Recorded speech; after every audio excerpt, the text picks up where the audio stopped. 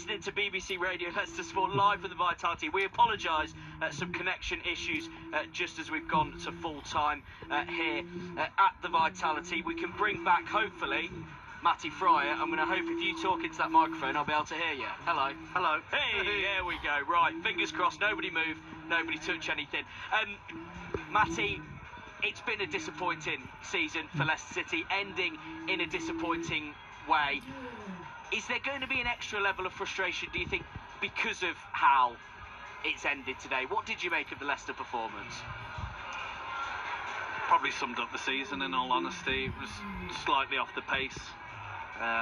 Bournemouth in the detail were the better team. There was a few changes to it, of course there was, but you didn't think Leicester were really going to win the game, and you always felt that Bournemouth would create chances or have enough to go and get a goal. Once they scored the first, then they added the second, and that's been the problem pretty much away from home. Conceding 2 goals per game away from home isn't good enough, because you're going to have to get 2 to even get something out of the game. But in all honesty, you go into the game probably expecting that, and if things were to change, thinking, why are they playing now when the pressure is off?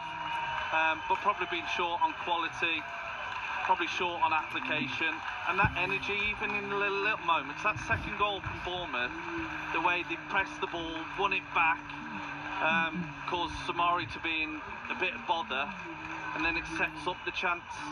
Leicester as a team and how it's organised and structured don't, through the majority or the course of the game, have that. They might do it in little spells, but for that intensity of the Premier League, they don't have enough of that, and it all adds up. You said then about it's been quite typical of away performances this year.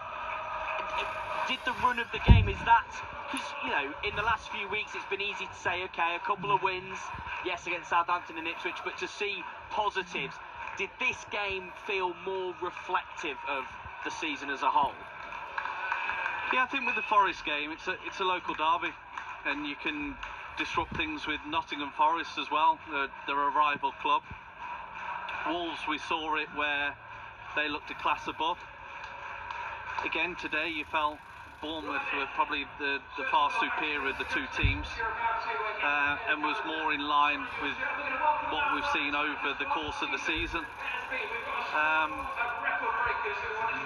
So you'd look at it like that and think, well, actually, the results have been at home. The point away was against a rival. And then today it's against a team that's beyond Wolves' capabilities. Had a really good season.